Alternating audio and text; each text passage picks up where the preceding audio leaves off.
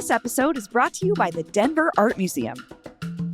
Grab your friends for an evening of interactive fun at the Denver Art Museum's next Untitled Artist Takeover, happening this Friday, October 25th from 6 to 10 p.m. Friday's Untitled event features Slam Nuba, a legendary collective of Denver artists bringing their award-winning slam poetry to the Dam. Untitled Artist Takeover with Slam Nuba is included with general admission and free for Dam members. Reserve your tickets today at denverartmuseum.org. That's denverartmuseum.org. Today on CityCast Denver, the battle over a new protected bike lane on the north side has taken an unexpected turn, and the bike people are not happy about it. So on today's Tuesday News Roundup, producer Paul Caroli and I are swerving back into the bike lane debate. Plus, what are City Council and the mayor fighting about now? And is there anything at Elitch's worth saving when Stan Kroenke starts his big redevelopment project? Plus, stick around for a sponsored segment from the Denver Public Library, live from the newly renovated and soon-to-reopen Central Branch. Today is Tuesday, October 22nd. I'm Bree Davies, and here's what Denver's talking about.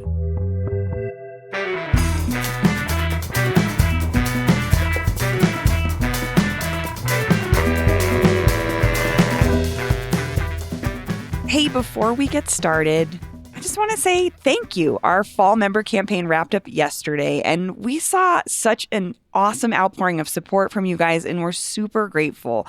Our producer, Paul Caroli, is also here with me. Hey, Paul. Hey. Yeah, thank you also from me to members, long time, brand new. And if you didn't get a chance to sign up, become a member during our fall membership campaign, don't worry. You can join anytime at membership.citycast.fm, and we would be so grateful if you did. But let's get to the show. I saw the Maurice Sendak exhibit this weekend. Tell me everything. It's really beautiful and cool, but it requires a lot of attention. You need to spend some time in there because there's a lot of story about who he is, and it was just overcrowded. So, I mean, I'm not surprised about that. It's I'm a very not either. Popular thing. I'm not either, but what is the point of time tickets? I don't know. I was a little bit perturbed because it was just wall to wall people, but it's a beautiful exhibit. I'm going to go a second time to be able to soak it in. Yeah, and you like to really spend your time in these things. I want to read everything that's in there, But if you're a fan at all of his work, it's really cool to see some of the original illustrations, his thoughts of creating Max, obviously from Where the Wild Things Are, but also Rosie, and they made a movie. He's had a movie, he's had a play, he made an opera. He did all these things I didn't know he did. And his approach to what we tell children is really interesting. He's this, don't shield them from anything. The world is pain. Show them everything. And it was just something interesting to think about. And really beautiful, though. Just really beautiful. I didn't know that about him. That's interesting. I did not either. And then I was like, oh, okay. He wants to talk about the Holocaust with all children. Go see it. It's a cool thing. It's the most comprehensive exposition of his work, I think, ever. So go see it. Check it out. That's not what we're talking about.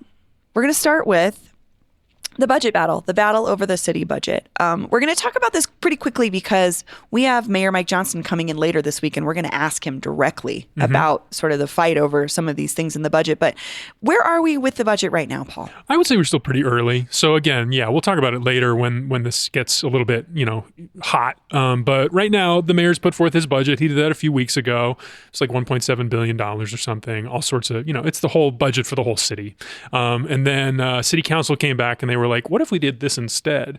And they made a bunch of amendments. I think there's 20 of them. The interesting thing there was that the amendments they proposed were, let me find the exact dollar figure, $29 million worth of amendments. They asked for more, basically. In addition to the $1.7 billion. Yeah. Okay. Which is interesting because last year they asked for more than $80 million worth of amendments. That was the first time this council and this mayor went through the budget process. They were super far apart. This year seems like they started a little bit closer together. I was going to say that's the thing I would take from this is they're all getting aligned. They're figuring out how they're going to work with each other. Yeah. We're a year into this thing. Yeah. It's why even put it out there if you know it's going to get vetoed, I think, is the story there for some of these council members and some of these priorities we know they have. And them just being aware, we know this is just going to be a non-starter. So let's just put out what we think might be debatable. Yeah, perhaps. Or I mean, they're convincing each other. I really don't know. Do we know what some of those things are? Yeah, I mean, some of the sticking points look like they're going to be things that are pretty familiar. Things like rental assistance. Last year, that was a big, back and forth. How much money for rental assistance for folks? This year, City Council pushed back on the mayor's initial total. They were like, we want more. And the mayor actually came back last Friday and he was like, okay, we'll do a little more. We'll do $3 million more.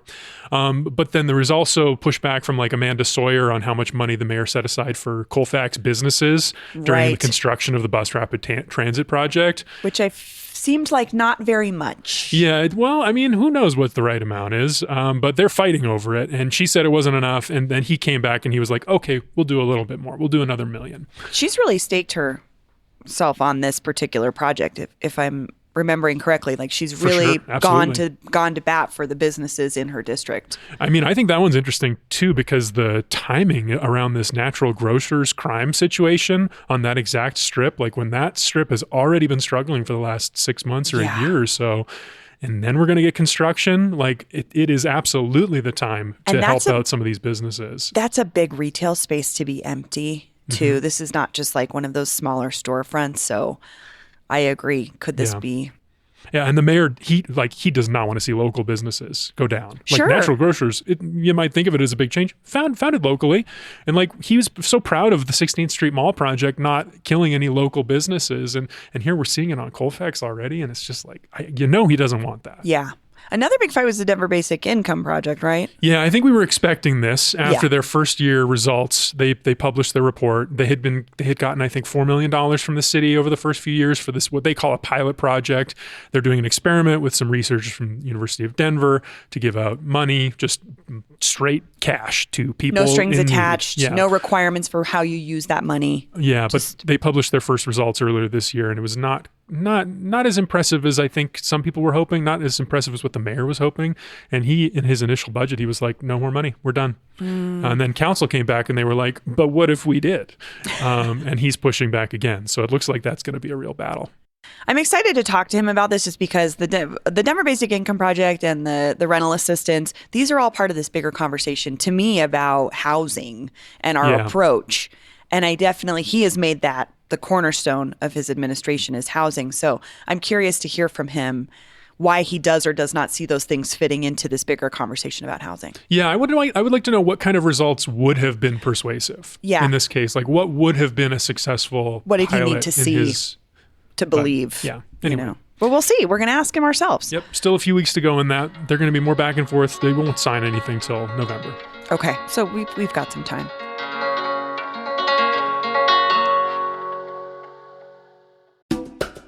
This episode is brought to you by the Denver Public Library. The Denver Public Library is working to create welcoming spaces where all are free to explore and connect. Libraries are one of the few places in Denver where people from all backgrounds and circumstances are welcome free of charge. Since 1956, Denver Central Library has played a vital role in providing access to transformative resources and information for all Denver residents. Which is why on Sunday, November 3rd, the Denver Public Library invites you to come celebrate the grand reopening of the Denver Central Library. You'll experience a renewed sense of wonder as you explore 6 floors of redesigned spaces, like the new Children's Library and the one-of-a-kind teen space. Enjoy live entertainment, refreshments, giveaways, and more. RSVP is encouraged at denlib.org/celebrate. That's denlib.org/celebrate. Ryan Reynolds here for, I guess, my 100th Mint commercial. No, don't. I mean, honestly, when I started this, I thought I only have to do like 4 of these. I mean, it's unlimited premium wireless for $15 a month. How are there still people paying 2 or 3 times that much? I'm sorry, I shouldn't be victim blaming here. Give it a try at mintmobile.com/save. Whenever you're ready. $45 upfront payment equivalent to $15 per month. New customers on first 3-month plan only. Taxes and fees extra. Speed slower above 40 gigabytes. See details. Our next topic, this is something, I mean, I don't want to say we love to talk about it on this show, but we know it's something that our listeners really care about, which is transit options in Denver, bigger infrastructure conversations, bike lanes. Yeah, it friggin' matters. It's a big part of the city. And a few months ago, we talked about this potential bike lane project happening on West 29th Avenue between Sheridan and Tennyson on the north side. Paul, can you give like the too long didn't read version of what was going on there? Basically, and I can't believe where we've ended up with this. This was so surprising when this latest turn dropped last week. But the background is this street needed repaving. 29th Avenue between, I think, Federal all the way to Zuni needed to be repaved this year. So Dottie, the Department of Transportation and Infrastructure, was like, what if we added some safety features? Because this street happens to also be one of those stretches in Denver that sees a lot of traffic. It's one of those thoroughfares accidents. that, They call it the high injury network. Yeah. So it needed to be repaved, and they were like, let's talk to the community, see what kind of things we might be interested in. They were like, well, what if there was a protected bike lane? What if there were these safety features? And then basically immediately there was pushback from businesses. That was the story back in August when we were first talking about this. Businesses like the Rise and Shine Biscuit Company were like, this is going to ruin my business. You can't take away my parking and put in a protected bike lane. This is terrible. This is, apocalyptic for me. And so they pushed back, and then Dottie was like, okay, well, I guess we could maybe not do a protected bike lane on these particular couple of blocks where there's businesses, and they made some exceptions, and they were like, okay, here's the final plan. And then in August, which is funny in retrospect, spokesperson Nancy Kuhn said, we're finalizing details of the design now, and we'll be in a place to share them with the broader community likely within a week. Okay. So that was where we left it. Likely within a week. Mm-hmm. I'm just thinking about, I'm thinking about this from a driver's perspective. Mm-hmm. When the bike lane exists and then disappears and then exists again and disappears on the street, it's so confusing for drivers. And I can see from the cyclist perspective, this is really why the push is to have these things be complete, kind of. You know what I mean? Because it helps signal drivers as much as cyclists, this is what this road is being used for. So I can see their frustration because the final decision has been made. Yes. What is... I think so. Okay. I mean, they're calling it the final decision, but they also called it the final decision a month and a half ago. Right, that's what I'm confused about is like, it was the final Maybe. decision, but this also came out last week, the end of last week. There was a letter from Dottie, is that right? Yes, that's exactly right. Dottie sent out a letter at the end of last week that said,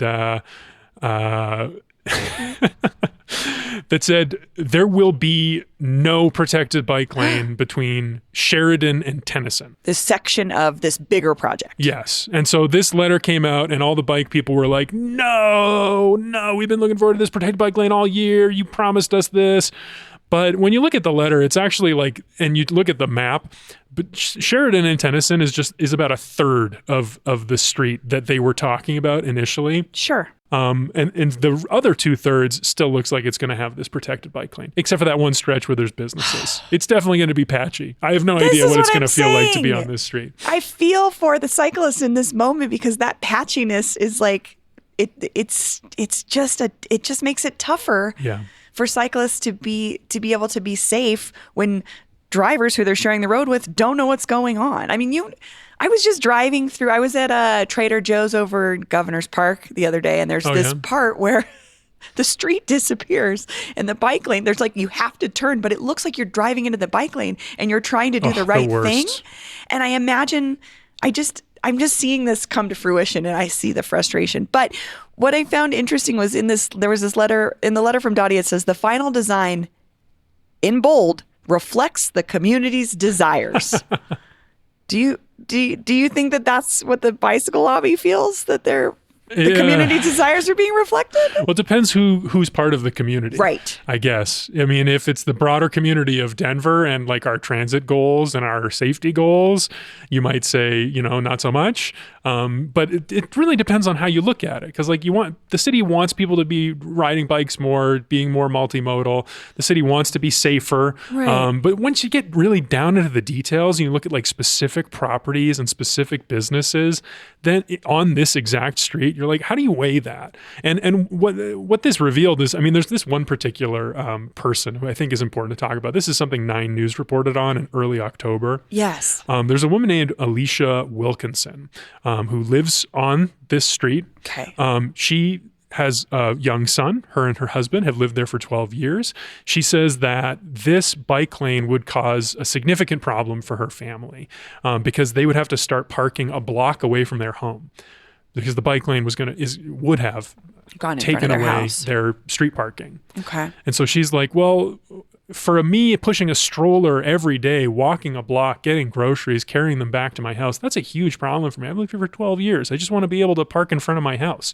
And this particular house, and I think a lot of houses in this neighborhood, don't have like a covered garage. Sure. So it's a really Or a long driveway. It's just like, it sounds like it's not a comfortable situation from her. And so she showed up to some community meeting, and she was like, yeah, this might be on the high injury network, this street, but it's not for pedestrian and bike accidents. There hasn't been a pedestrian or bike accident on this street since 2016. Huh. Which 9 News verified.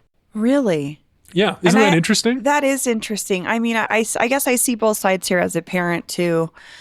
I mean, I have a driveway, but I also live on a street where people drive very fast, and I would, I see the push and pull here, because I would love for a bike lane to be on my street, because it would slow the traffic down in general by cutting up some of the road. But it's different when I wouldn't have a way to unload and load my kid out of the car seat. Yeah. I mean, I don't know how Dottie really makes these decisions, or like how they run these community engagement things, but like, if you have to talk to every single neighbor, every single individual who's like lives and works and like has their life around this street, greater good versus like climate, something as intangible and nebulous as climate goals, or like the abstractness of like a Vision Zero pledge. Like, it's just a very challenging thing. Yeah.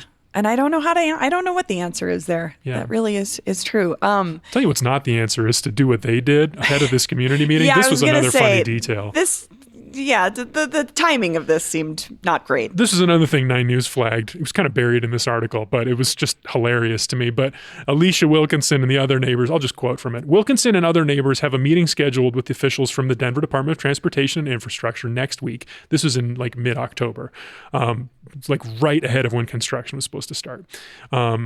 To discuss potential compromises. However, they say they were inadvertently CC'd on an internal email between city officials that revealed Dottie had already drafted a letter indicating no changes to the plan would be made after the meeting. The email containing the draft letter began, quote, "Please find the hopefully final response to the latest round of constituents emailing us below." That makes it feel like the last community meeting was like a little bit of a sham. Perhaps it seems like it was a little bit of a sham. I mean, maybe they're going to redraft the email or whatever, but like to have already said that the final decision has been made before meeting with this Alicia Wilkinson person to hear about her stroller and her son, like that's not a good look. As a person that used to run community engagement meetings for planning projects, like I can't. People are already skeptical that these meetings mean anything. Like that your input matters. Like, people are already skeptical that any of this will impact what the bureaucracy decides. Yeah. And then something like this comes out and it's like, whoa. You have to wonder if being embarrassed like this is part of why they conceded and dropped the protected bike lane on so much of this stretch. I don't know. I mean, I'm just thinking about, Paul, like, we've been talking about bike lanes. I mean, we've been a show since before the Johnston administration. Mm-hmm. And Hancock made the bike lanes a big part of his last part of his tenure, I think. It was like the last big victory he claimed was that he had achieved his goal of building 125 miles of new bike lanes. And he built, in fact, way more than that. What do you think this particular situation says about that ongoing legacy or project for the city? I don't know. I think this is something else we should ask the mayor about how he feels about bike lanes. Like, and this specific case of Alicia Wilkinson, like, when is it okay to tell someone like that? One person. No, the needs of the whole outweigh your inconvenience of walking a block every day. Sorry. Yeah. I mean, those are the kind of decisions that have to be made every day. Yeah. That's the job. Well, we'll be watching this continually. We'd love to hear what you think. We know that you all have a lot of feelings about bike lanes. Do you traverse this part of the city often? How do you feel about it? Give us a call on the bike lanes, yay or nay hotline, 720-500-5418. We'd love to hear from you. Wait. The big bad bike lane hotline? There you go, Paul. See, you got one. Took me a while. Thank you. The cold meds are hitting me too hard. I'm glad you came through.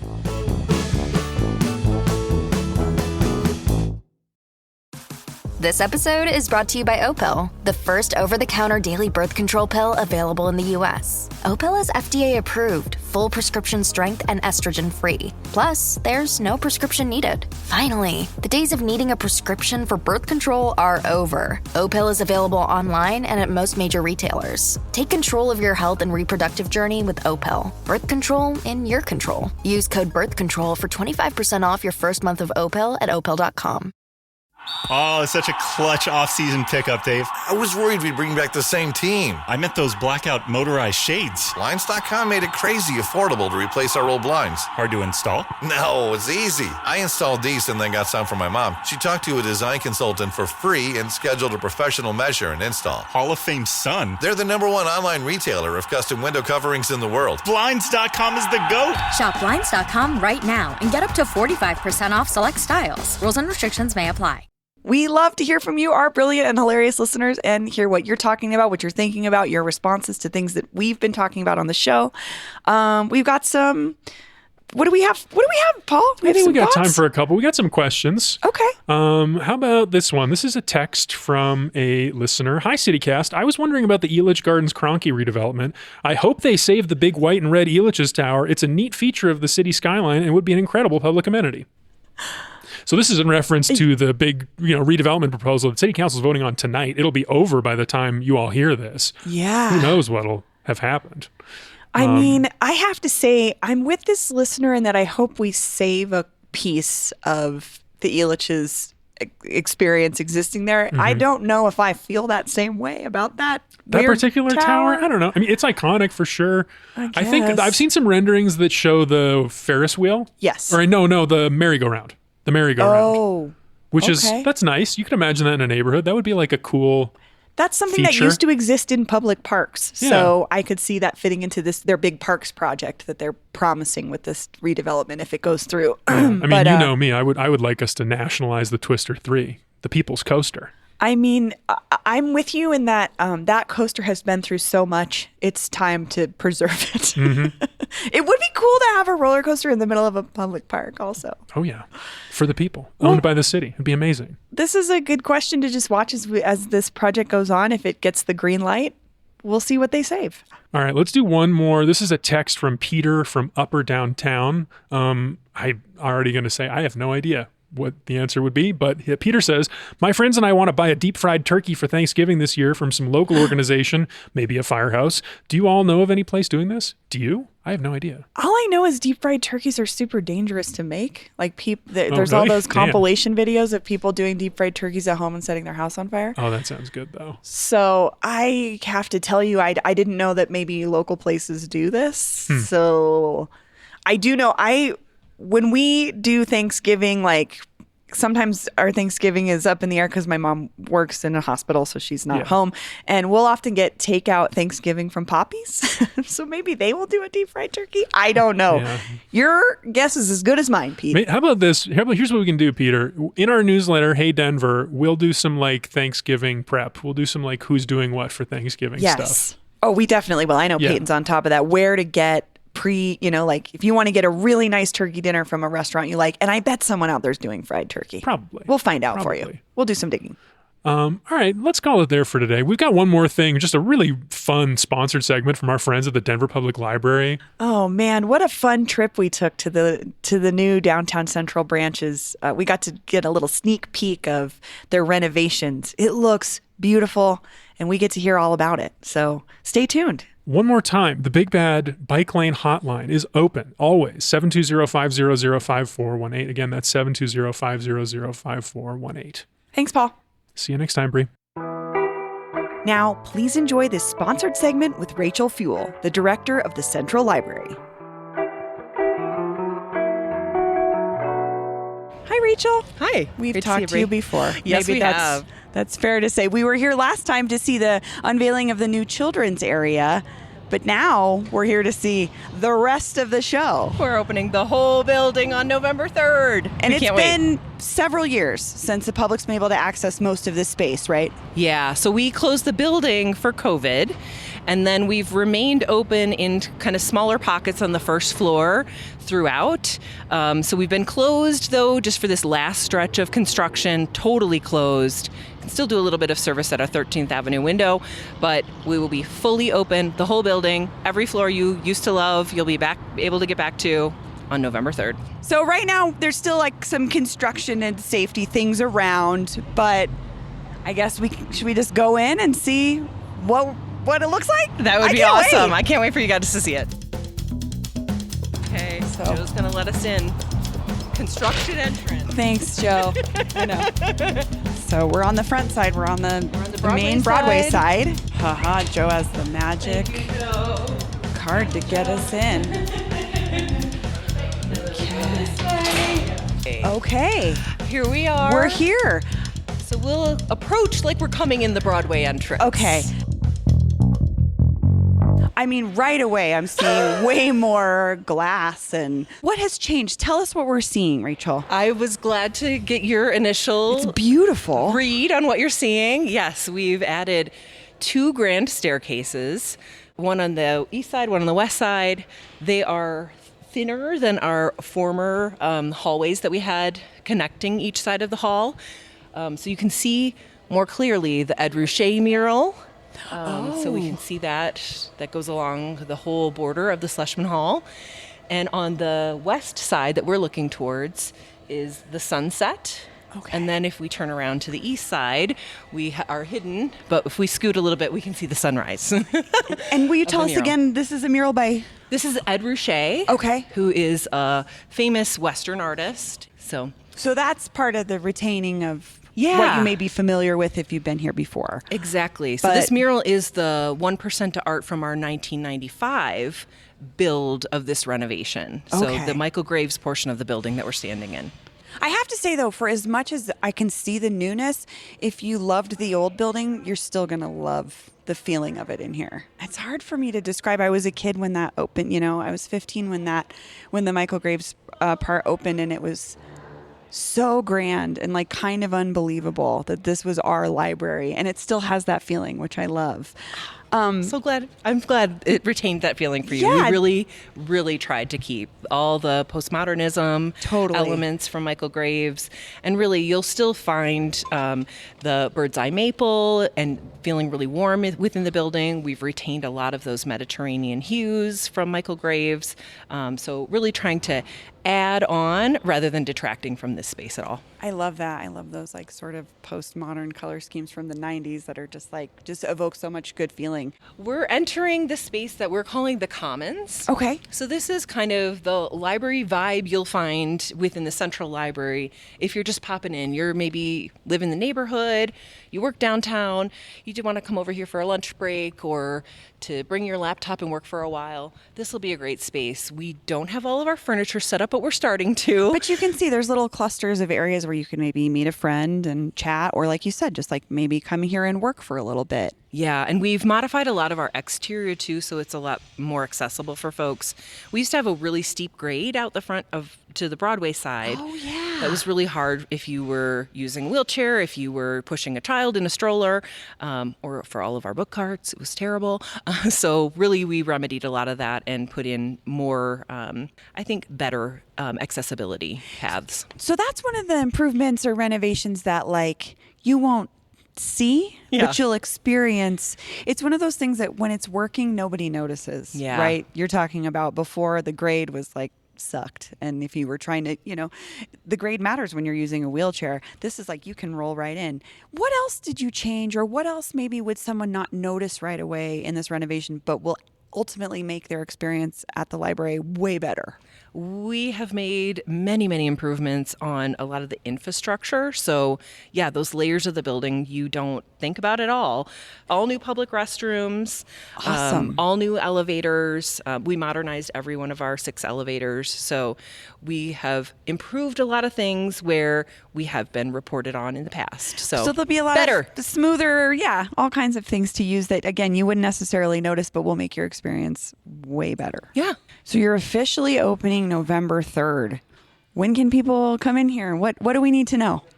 Okay, on November 3rd, if you want to get here for the ribbon cutting, you need to be here at 10. The full library, though, opens at 11. So if you're here with little ones, 11 is probably your better time to get here. But if you're excited about hearing our civic leaders talk about how great the library is, 10 o'clock, ribbon cutting. That's for you. I know, and you're underselling it because honestly, that's how I get the most stoked about being here is when you hear people talk about what makes this place so great. And the library is integral to Denver as a city. So Thank you. I agree. We'll celebrate November 3rd. November 3rd. Come on down to the library. Awesome. Well, thank you so much, Rachel. Thank you, Bree. That's all for today here on CityCast Denver. If you enjoyed this show, why not take a minute to tell someone who lives on 29th Avenue about us? Rate the show wherever you get your podcasts and subscribe to our morning newsletter and learn more about us at denver.citycast.fm. We'll be back tomorrow morning with more news from around the city. See ya.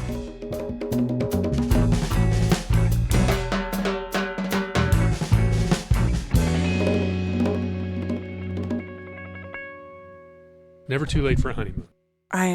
I know, but it's like, do you take your kid on your honeymoon? Because Greg grows up, gets married, goes on his own honeymoon. You and Greg there also. He's like, my parents took me on their honeymoon, so they said I had to take them on our honeymoon. And his wife or husband is going to be like, no, absolutely not.